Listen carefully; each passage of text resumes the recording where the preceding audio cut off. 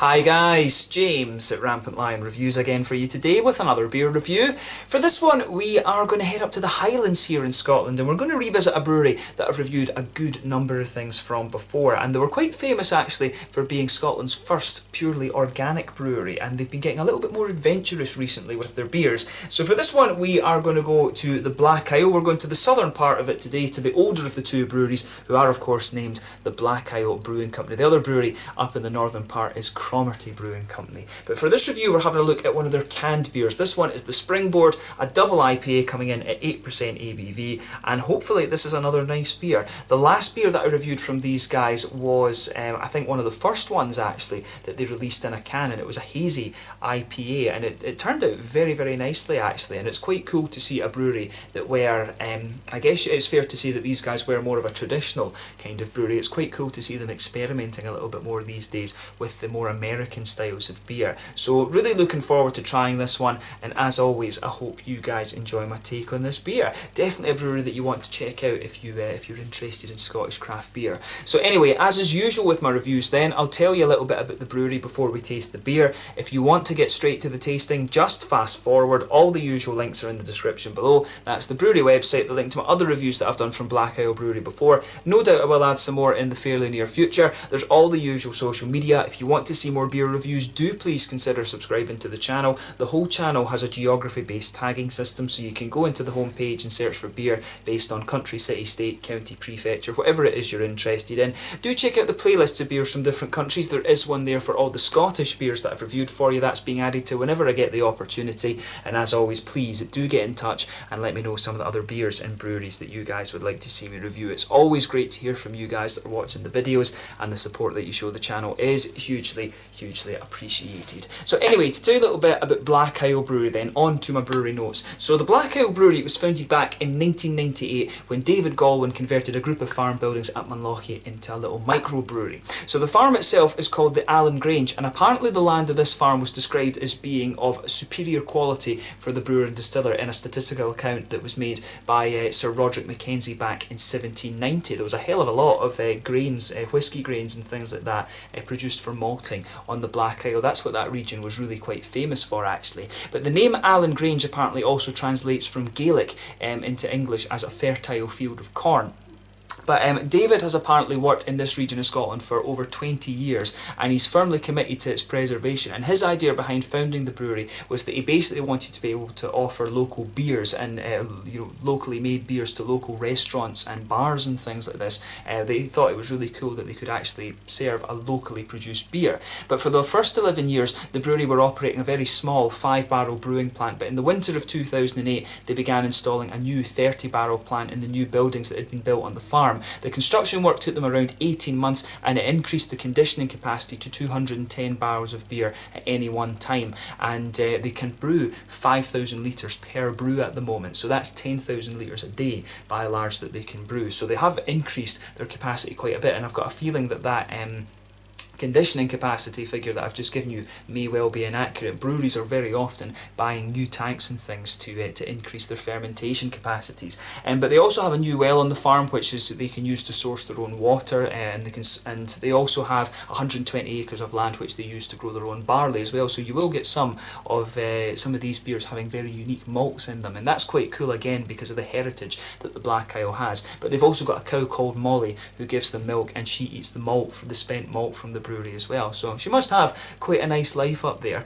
But yeah, they've got a core range of beers. As I say, they were very well known for being the organic brewery of Scotland, and they've got the little European Union organic symbol on the back there as well, and the beers are vegan approved too. But yeah, an interesting brewery this one of the more established breweries I think it's fair to say in Scotland, just a little over 20 years old. But yeah, I always enjoy reviewing beers from this brewery, and it's cool, like I said, to see them getting a little bit more experimental in recent times, because most of their beers before, I think it's fair to say, were the kind of lighter, sessionable, kind of traditional real ale type beers, to be honest. So yeah, as I say, that's all you really need to know about Black Isle Brewing Company then. If you want to learn a little bit more, you can check out the brewery website in the description below, and of course you can follow them on Facebook and Instagram and things like that, and that'll keep you up to date with all the latest goings on. If you want to see all the different beers and stuff they've done, you can check out the brewery website, and you know, you can have a look at the Untappd and Rate Beer pages. Those are both very, very good resources as well. But yeah, let's get on to the actual tasting of this beer itself then. So I'll just let you have a little look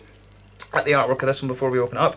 There you can see the Black Isle Brewing Company's symbol, which is very, very distinctive. You'll see this whether the beer is bottled or whether it's canned. I'm not sure if they're still bottling their core range or whether they're canning everything now. And I haven't actually seen any other regular beers in the supermarkets and things when I've been home this time. That was why I picked this one up in the shop when I saw it in one of the beer shops. But it says on the side here, Springboard marks the way for summer, and it's the first seasonal beer to roll off our newly installed canning line. After the success of last year's Flame Out collaboration, the ground was laid for this small batch sequel. Loaded with Cascade, Centennial and Nelson Sauvin, Springboard is a headlining hot bomb of a beer, both natural and unfiltered. It's bursting with a juicy citrus flavour and aroma, backed up by a massive oat and wheat mouthfeel. So yeah, I'm guessing this one will be a kind of big New England style IPA. But as I say, very cool to see that this brewery is getting a little bit more adventurous. And there you can see, this is one of the things that they always had on their beers, this drink organic symbol. So pretty cool. But let's get it out and we'll get on with the tasting then. I'm really curious to see how this one turns out. An 8% double IPA with Nelson Sauvin. Come on, Nelson Sauvin, Centennial and Cascade. I thought that was going to break there. I was a bit scared. But yeah, this one should be really nice. As I say, the last beer I reviewed from these guys was, I'm sure that was in a kind of 440ml can. I don't think it was a little 330 like this. But yeah, that head has gone a little bit crazy. I did notice that the can was a little bit kind of tight there. But yeah, as you can see with this beer then, that's really pretty damn hazy, I have to say. That's one of the hazier New England IPAs I've come across in Scotland this time. But as you can see with this beer, it's poured a lovely, rich, orangey colour, this one. It's more leaning towards the orange side of things than it is yellow, but it does have a yellow tint around the edge. You can see there's a solid 2-finger of quite a bumpy, cream coloured head. It's definitely not perfect white, it is more of a creamy colour on this one. 1 or 2 big bubbles sticking towards the side of the glass and a few little ones just heading up towards the bottom of that head there. But I mean, overall it does look pretty much as you would expect from a New England IPA these days. So yeah, let's take a look at the aroma and just see how we get on. Nothing overly surprising about this beer in terms of its appearance. Oh, that smells really good. Now, one of the things that I've always noticed is that you can smell the difference a little bit with organic malt, and I don't know if it's the way they treat it or exactly, you know, how they do it, but I've always just felt that organic malt gives you a little bit more of a kind of grainy quality regardless of what type of malt it is. But this one's interesting because you can definitely pick up that nice smooth wheatiness that you'd expect, but you can also pick up the kind of creamer, the sort of more creamy oaty qualities in there as well. There's also a little bit of biscuity sweetness, but you can pick up that distinctive graininess, and to be honest, I would even go as far as saying that the little graininess that these beers have, it's the trademark of Black Isle Brewing. It's not the same if it's a Black Isle Brewing beer and it doesn't have a little smell of kind of graininess into it. And like I say, they make their own barley and things like this, they grow it, I should say. And so you will get a few unique malts in this, and I'm guessing that's where this kind of trademark graininess comes from. And that's, you know, that's one of the great things about trying different beers from different places. But yeah, there is a little bit of a kind of toasty, grainy quality to this beer. Nice smooth white bready quality, some oaty creaminess in there, a little bit of biscuit in the malt base, and then of course you've got the hoppy notes on top of that. So yeah, in terms of the hoppy side of the beer then, I would say that it's got a nice big floral aromatic quality to it, this beer. There's a good little bit of a kind of lighter grassiness, but I would say the green side of this beer really leans more towards the kind of floral side of the hops, which is quite nice. It does give the beer a little bit of that kind of fresh crispness. On the fruity side of things then, I would say you've got a good little bit. It's got a lot of a kind of lemon-limey quality. Centennial's going to give you a big, nice lemony quality out of the beer. Nelson Sauvin gives you a kind of white, green, grapey sort of thing, and you can definitely pick up both of those in this. I mean, if you take the nose in quite deeply, you do get the sharp at the back of the nose. You get the sharpness from the lemons, from the Centennial. But if you take it in a little bit more lightly, that's when you get these juicier notes from the green grapes, and it's very, very nice actually. So yeah, it's a really interesting aroma that comes out of this beer, and it does lean a little bit more towards the grassy side of things the more that you smell of it. And the floral qualities that come out of this are quite distinctive too, because it's, you know, Cascade. It's the original kind of high alpha acid hop, even though it's only about 8% compared to the 10, 11, 12, 13, even and higher than that a lot of these newer hops are. So you can really pick out that nice distinctive, quite crisp, if you like, that quite crisp floral aromatic quality from the Cascade too. So yeah, it's a really interesting beer, this one, in terms of its aroma, quite different to other New England IPAs that you're going to come across. And it's that grainy note that really kind of sets it apart a little bit, that trademark black ale sort of graininess. So yeah, as I always say, take a little bit of time and enjoy the aroma of the beer before you get stuck into it. But we're going to have a taste of this one now and just see how we get on. So this one is the Springboard double IPA, New England IPA, quite obviously going by its appearance, from Black Isle Brewing Company in Munlochy, on the southern part of the Black Isle to the north of Inverness in the Scottish Highlands. Let's get stuck into this one. Slàinte, skål.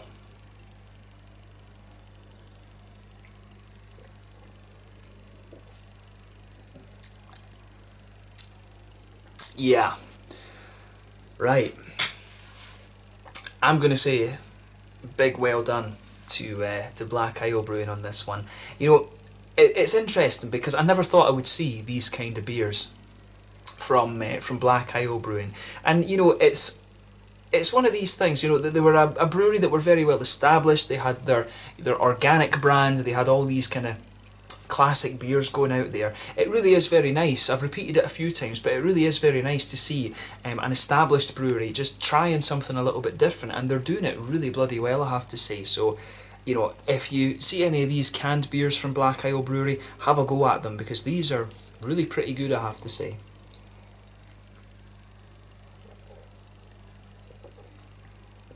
So when you try things like this, I do wish I was home a little bit more often in Scotland than I am, but in fairness, we do have a very good selection of IPAs and things like that in South Sweden, and of course I can just pop over to Copenhagen whenever I like.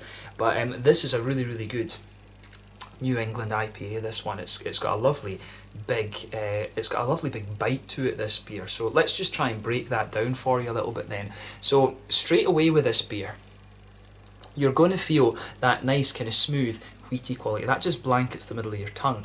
The further you go into the aftertaste, there is a little bit of that graininess kind of creeping through it, which is it's quite minimal in fairness. The beer really comes across as very smooth. So this one to me is quite different compared to the other beers that I've had from the Black Isle Brewery. But it's very nice. The malt base in this one is really quite big and quite thick. So you've got that lovely thick wheaty white bready quality in there.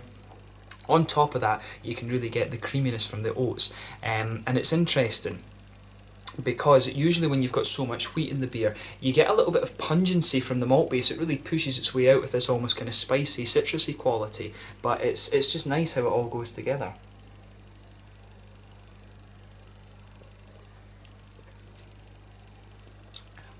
But yeah, I really do quite like how this beer goes together. This is probably the best beer that I've had from Black Isle Brewery so far, I think, so really well done to them. But yeah, middle of your palate, as I say, that lovely big wheaty base there. You do get a little bit of that wheaty pungency coming out of the beer the further you go into the aroma, but there's a lovely big thick oaty creaminess to this beer in the middle of the palate too. If you go to the very centre of the tongue, you do get a little bit of a biscuity sweetness out of this one, and in fairness, you can detect a little bit of the booze in there as well. I mean, you don't need such a big malt base to a beer if it's not going to be a little bit heavier. 8% of course is starting to get to the point where you'll feel a little bit of booze from the New England IPAs, but it really is just very nice how it all goes together, this beer. The malt base is really very, very well done, and it's one of these thicker and kind of bigger ones. I wouldn't be surprised if there's a little bit of like acidified or melanoidin malts in here too, to be honest. I think there might just be a little touch of that to give you that kind of citricy note that you'll find in the malt base of this beer.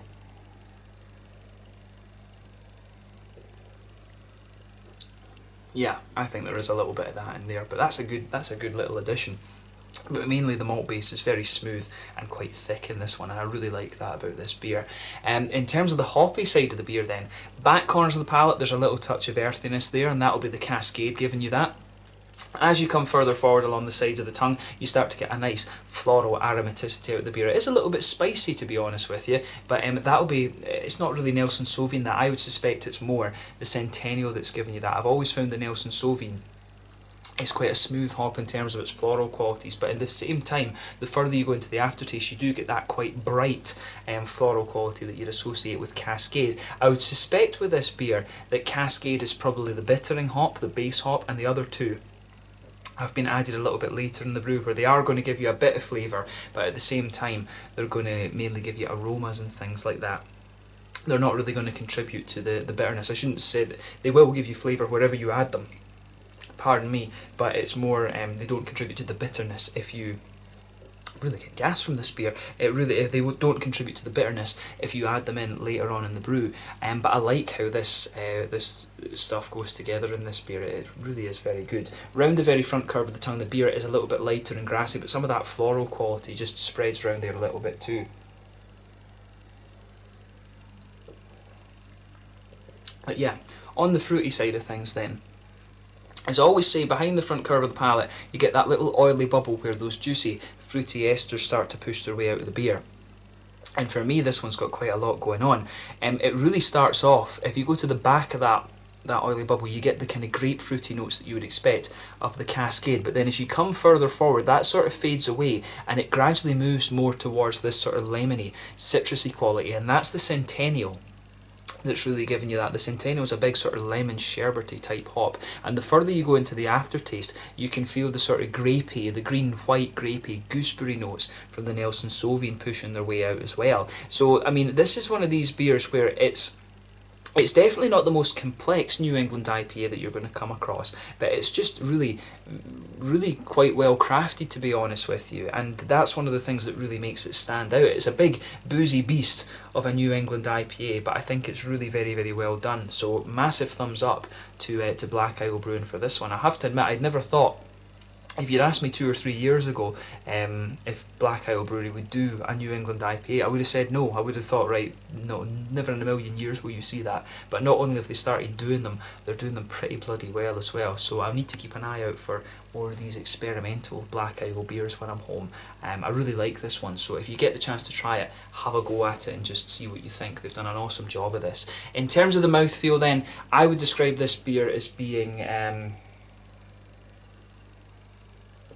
this one, I think, is top end of mid-body to bottom end of full body. It really has a big oily mouthfeel. The carbonation in this one is quite smooth. Like I say, really leans towards that more oily side of things. But as I've told you before, Scottish beer, you really can taste, it almost feels like the beer is just very, very clean. It's the water quality that they have. And up on the Black Isle, they do really have, I think they've got some of the best water in Scotland up there, as well as some of the, the really good ground for malts. But you can really just feel the quality of the water in this beer, and it will affect the taste of the beer a little bit. In terms of the malt base, like I said, it's really quite thick.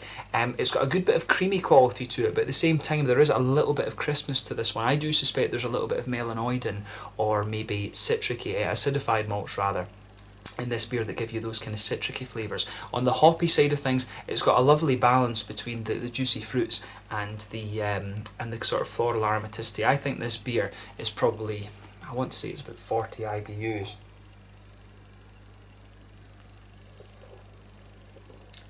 Yeah, I think this beer, it's at least 30, it might be pushing 40 IBUs to be honest, but it's got a lovely juicy fruity quality there as well. As you go further into the aftertaste, some of the pungency of the wheat in this beer starts to push its way out. You've got the juicy fruity notes in there, mainly the lemony notes kind of coming out of this one, but some of the juicy white grapey notes too are lingering there, and some of the floral qualities too. But overall, it's a really nice beer, this one. It's surprising to see it from from Black Isle Brewing, not because they're not capable of such things, but because you just wouldn't have expected this from them a few years ago, and it's an awesome beer. Try it for yourself and just see what you think. A massive thumbs up to Black Isle for this one. This has been one of the highlights, I think, of my trip to Scotland so far, so looking forward to trying more experimental beers from these guys. So yeah, let's just leave it at that for this one. An awesome New England double IPA from Black Isle Brewing in Munlochy on the Black Isle in the Scottish Highlands. So yeah, let's leave it at that. Once again, thank you for watching my beer reviews. Until the next time, please like, subscribe, share, all the usual YouTube stuff. Let me know your own thoughts on this beer in the comments section below. Let me know what your favourite beers are from the Black Isle Brewery as well. I'm sure I'll return to these guys at some point in the near future, but do make sure you check out some of their experimental beers if you get the chance, because I have to admit, very, very impressed with them so far. So yeah, thank you again for watching. Check out my social media, and I'll catch you guys very soon. The Springboard double IPA at 8% ABV from the Black Isle Brewing Company in Munlochy on the Black Isle in the Scottish Highlands. Until the next time, slàinte just now, and I'll catch you guys later. Slàinte, skål, cheers.